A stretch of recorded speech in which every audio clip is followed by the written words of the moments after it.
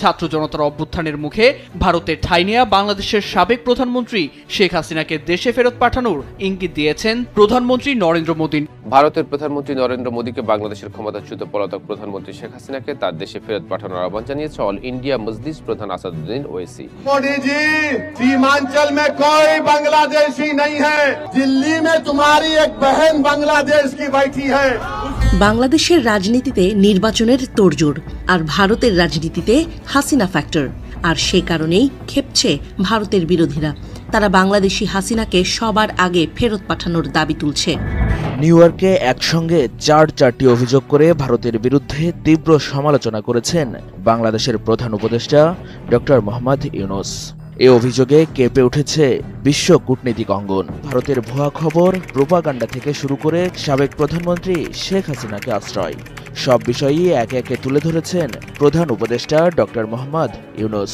প্রধান উপদেষ্টা ডক্টর মোহাম্মদ ইউনূসের প্রতি পূর্ণ সমর্থন জানালেন বিশ্ব নেতারা। বিভিন্ন দেশের সাবেক রাষ্ট্রপতি ও প্রধানমন্ত্রীদের সঙ্গে এই বৈঠকে অন্তর্বর্তী সরকারকে সহায়তার আশ্বাস দেন তারা। এদিকে মার্কিন প্রেসিডেন্টের সংবর্ধনায় যোগ দিয়ে ট্রাম্পকে বাংলাদেশ সফরের আমন্ত্রণ জানিয়েছে ডক্টর ইউনূস। এখন আরও শক্তিশালী প্রধান উপদেষ্টা অধ্যাপক ডক্টর মোহাম্মদ ইউনূস। এ যেন বিশ্ব নেতাদের মাঝে এক অনন্য মানুষ। সবাই হাস্যোজ্জ্বল, সবার মুখে একই বাণী প্রতিধ্বনিত হচ্ছে, আমরা আছি আপনার পাশে।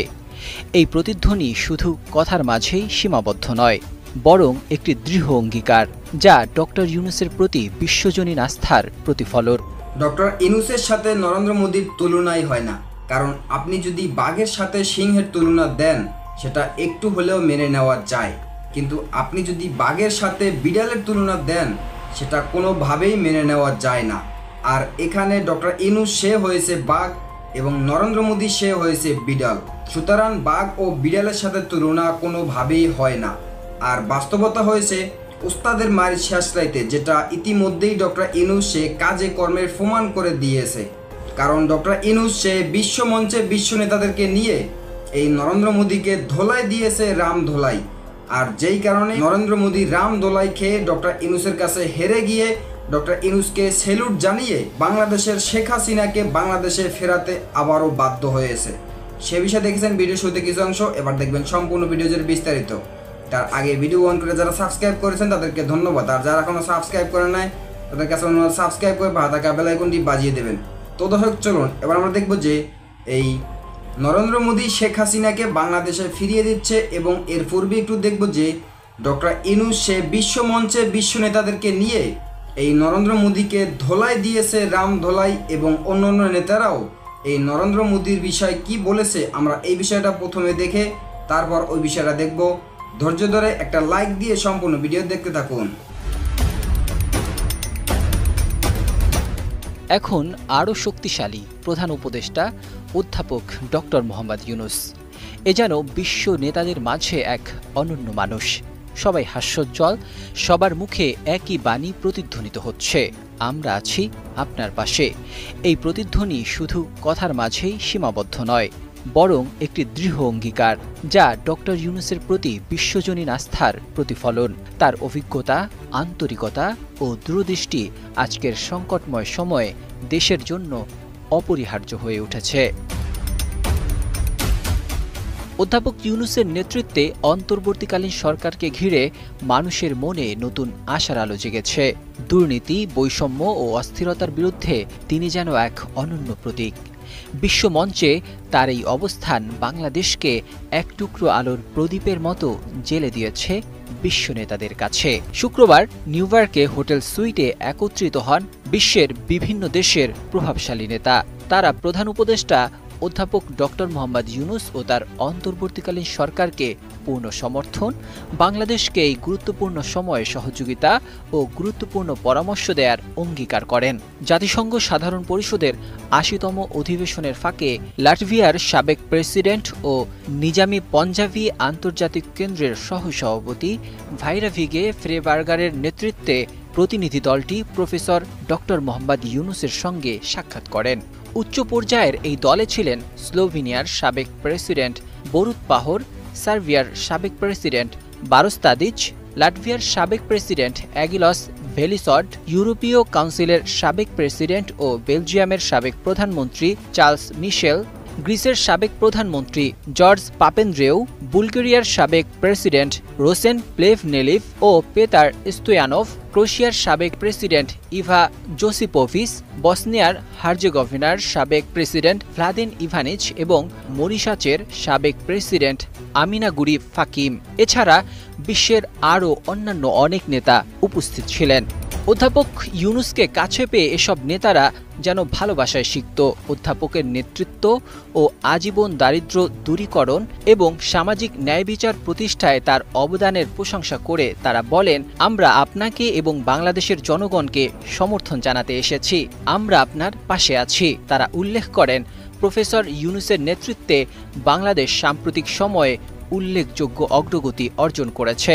তারা আরও বলেন, দীর্ঘ ১৬ বছরের দুর্নীতি, শোষণ ও কুশাসনের কারণে দেশটি এখন বড় ধরনের চ্যালেঞ্জের মুখোমুখি রয়েছে। এছাড়া এনজিআইসির ভাইস প্রেসিডেন্ট ইসমাইল সেরাগিলদিন বলেন, আপনার প্রয়োজন হলে আমরা আছি। এ সময় প্রফেসর ইউনুস বলেন, সীমিত সম্পদের কারণে জনগণের প্রত্যাশা পূরণ করাই এখন সবচেয়ে বড় চ্যালেঞ্জ। মানুষ তাৎক্ষণিক পরিবর্তন দেখতে চায়, কিন্তু আমাদের অবশ্যই তরুণদের স্বপ্ন পূরণ করতে হবে। তারা একটি নতুন বাংলাদেশ খুঁজছে। মুহূর্তটা যেন কেবল রাজনৈতিক নয়, বরং এক আত্মিক সম্পর্কের। নিউ ইয়র্কের সেই সুইটে জন্ম নিল নতুন এক আন্তর্জাতিক জোট, বাংলাদেশের পাশে দাঁড়ানোর এক শক্তিশালী ব্লক। আর এদের মধ্যে প্রফেসর ডক্টর মোহাম্মদ ইউনুস শুধু একজন উপদেষ্টা নন, বরং হয়ে উঠলেন বাংলাদেশের পুনর্গঠনের আন্তর্জাতিক মিশনের প্রধান চরিত্র। নিউ ইয়র্কে একসঙ্গে চারটি অভিযোগ করে ভারতের বিরুদ্ধে তীব্র সমালোচনা করেছেন বাংলাদেশের প্রধান উপদেষ্টা ডক্টর মোহাম্মদ ইউনুস। এ অভিযোগে কেঁপে উঠেছে বিশ্ব কূটনীতিক অঙ্গন। ভারতীয় সংবাদ মাধ্যম এনডিটিভির এক প্রতিবেদনে বৃহস্পতিবার প্রকাশ হয়েছে এ খবর। প্রতিবেদনে জানানো হয়েছে, ভারতের ভুয়া খবর, প্রোপাগান্ডা থেকে শুরু করে সাবেক প্রধানমন্ত্রী শেখ হাসিনাকে আশ্রয়, সব বিষয়ই একে একে তুলে ধরেছেন প্রধান উপদেষ্টা ডক্টর মোহাম্মদ ইউনুস। যুক্তরাষ্ট্রের নিউ ইয়র্কে জাতিসংঘের সাধারণ পরিষদের অধিবেশনের ফাঁকে ভারত বিষয়ে মোট 4টি অভিযোগ তুলে ধরেছেন ডক্টর মোহাম্মদ ইউনুস। প্রতিবেদনে বলা হয়েছে, ইউনুস বলেছেন, গত বছরের গণবিপ্লবকে ভারত ভালোভাবে নেয়নি, আর এর ফলে দুদেশের সম্পর্কের মধ্যে টানাপোড়েন সৃষ্টি হয়েছে।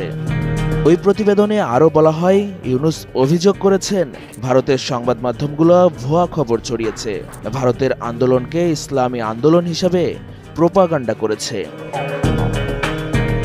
এছাড়া সাবেক প্রধানমন্ত্রী শেখ হাসিনাকে আশ্রয় দিয়ে ভারত পরিস্থিতিকে আরও জটিল করেছে। এনডিটিভির ওই প্রতিবেদন অনুযায়ী ডক্টর মোহাম্মদ ইউনুসের আরেকটি গুরুত্বপূর্ণ অভিযোগ হল, দক্ষিণ এশিয়ার আঞ্চলিক জোট সার্ককে পুনর্জীবিত হতে দিচ্ছে না ভারত, ফলে আঞ্চলিক সহযোগিতা কার্যত থেমে গেছে। উল্লেখ্য, সবশেষ 2014 সালে সার্ক সম্মেলন অনুষ্ঠিত হয়। 2016 সালে পাকিস্তানে সন্ত্রাসী হামলার পর ভারত সম্মেলনে অংশ নেয়নি, তখন থেকে জোটটি কার্যত নিষ্ক্রিয়। এর পরিবর্তে ভারত এখন বেশি গুরুত্ব দিচ্ছে বিমস্টেককে। যদিও সবশেষ বিমস্টেক সম্মেলনে ভারতের প্রধানমন্ত্রী নরেন্দ্র মোদীর সঙ্গে বৈঠক করেন ডক্টর মোহাম্মদ ইউনুস। मोदी जी, सीमांचल में कोई बांग्लादेशी नहीं है। भाई, बांग्लादेश में जो हुआ आप भी तो जिम्मेदार है मोदी। दिल्ली में तुम्हारी एक बहन बांग्लादेश की बैठी है। বাংলাদেশের রাজনীতিতে নির্বাচনের তোড়জোড়, আর ভারতের রাজনীতিতে হাসিনা ফ্যাক্টর। বাংলাদেশে অনুপ্রবেশকারী ঠেকানোর নামে মূলত মুসলিম নিপীড়ন শুরু করেছে নরেন্দ্র মোদীর প্রশাসন, আর সে কারণেই ক্ষেপছে ভারতের বিরোধীরা।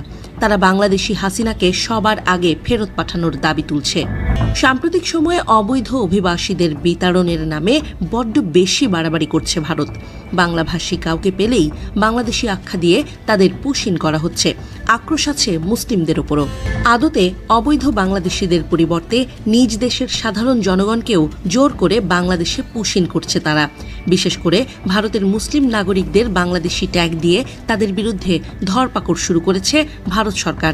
এরপর সুযোগ বুঝে সীমান্ত দিয়ে তাদের পাঠিয়ে দেওয়া হচ্ছে বাংলাদেশে। আর এসবের পেছনে কলকাঠি নাড়ছেন খোদ ভারতের উগ্রবাদী প্রধানমন্ত্রী নরেন্দ্র মোদী। এবার নরেন্দ্র মোদীর ক্ষমতাসীন দল বিজেপি অভিযোগ করেছে যে বিহারের সীমাঞ্চল অঞ্চলে অবৈধ বাংলাদেশি অনুপ্রবেশকারীরা বসবাস করছে। এই বক্তব্যের মাধ্যমে মুসলিমদের কোণঠাসা করার চেষ্টা করেছে ভারতের কট্টরপন্থী রাজনৈতিক দল বিজেপি, কারণ বিহারের সীমাঞ্চল একটি মুসলিম প্রধান অঞ্চল। এই অভিযোগ তুলেছেন ভারতের প্রধানমন্ত্রী নরেন্দ্র মোদী। সম্প্রতি এক নির্বাচনী সমাবেশে ভারতীয় কংগ্রেস ও রাষ্ট্রীয় জনতা দল আরজেডির বিরুদ্ধে মোদী অভিযোগ তোলেন এসব দল বাংলাদেশি অনুপ্রবেশকারীদের ভারতের বুকে আশ্রয় দিচ্ছে। মোদীর এই বিতর্কিত বক্তব্যের পর থেকেই বিহারের রাজনৈতিক উত্তেজনা চরম পর্যায়ে পৌঁছেছে। মোদীর এই মন্তব্যের তীব্র বিরোধিতা করেছেন ভারতের রাজনৈতিক দল AIMIM প্রধান আসাদুদ্দিন ওয়াইসি। উল্টো বাংলাদেশ থেকে পালিয়ে যাওয়া শেখ হাসিনাকে আশ্রয় দেওয়ার বিষয়ে তিনি মোদীকে খোঁচা দেন। মোদীর সমালোচনা করে ওয়াইসি বলেন, মোদী বলছেন যে বিহারে বাংলাদেশি অনুপ্রবেশকারী আছে। মোদী, আপনি জেনে রাখুন, বিহার এবং সীমান্ত অঞ্চলে কোনো বাংলাদেশি নেই। তবে আপনার একজন বাংলাদেশের বোন দিল্লিতে বসে আছেন, তাকে বাংলাদেশে পাঠিয়ে দিন, তাকে সীমান্তে নিয়ে আসুন, আর আমরা তাকে বাংলাদেশে পৌঁছে দেব। গত বছরের 5 অগস্ট ছাত্র জনতার গণ অভ্যুত্থানে দেশ ছেড়ে ভারতে পালান শেখ হাসিনা। এরপর থেকে তাকে আশ্রয় দিয়ে নয়াদিল্লির একটি সেফ হোমে রেখেছে নরেন্দ্র মোদীর সরকার। অথচ নিজ দেশের নাগরিকদেরই বাংলাদেশি আখ্যা দিয়ে বাংলাদেশে পুশিন করাচ্ছেন তিনি। বিহারে আসন্ন বিধানসভা নির্বাচনে অবৈধ অনুপ্রবেশকারী ইস্যুকে হাতিয়ার করছে বিজেপি। অবৈধ অভিবাসী ইস্যুটি বারবার সামনে এনে নিজ সমর্থকদের মন জয় করার চেষ্টা চালাচ্ছে দলটি। সেই ধারাবাহিকতায় গত কয়েক মাস ধরে ভারত জুড়ে অবৈধভাবে বসবাসকারীদের চিহ্নিত করার জন্য কঠোর পদক্ষেপ দেখা গেছে। মোদী ভারতে অনুপ্রবেশকারীদের ইস্যু নিয়ে বরাবরই সোচ্চার। তিনি তার স্বাধীনতা দিবসের ভাষণ এবং পূর্ণিয়ার এক নির্বাচনী সমাবেশে অবৈধ অনুপ্রবেশকারীদের বিষয়টির উল্লেখ করেন। অবৈধ অনুপ্রবেশের কারণে ভারতে জনসংখ্যার সংকট তৈরি হয়েছে বলে দাবি করেছেন তিনি। অথচ পালিয়ে যাওয়া শেখ হাসিনা ও তার হাজারো নেতাকর্মীদের নিজেই আশ্রয় দিয়েছেন মোদী। এতে করে বিরোধী রাজনৈতিক দলগুলোর কঠোর সমালোচনার মুখোমুখি হচ্ছেন তিনি। ধন্যবাদ এতক্ষণ সাথে থাকার জন্য। প্রিয় দর্শক শ্রোতারা, এরকম নতুন আপডেট নিউজ পেতে আমাদের সাথে থাকবেন। এবং আজকের ভিডিও এই পর্যন্ত। নতুন কোনো ভিডিও কথা বা নতুন কোনো বিষয় নিয়ে ততক্ষণ ভালো থাকবেন, সাথে থাকবেন। আসসালামু আলাইকুম, আল্লাহ হাফেজ।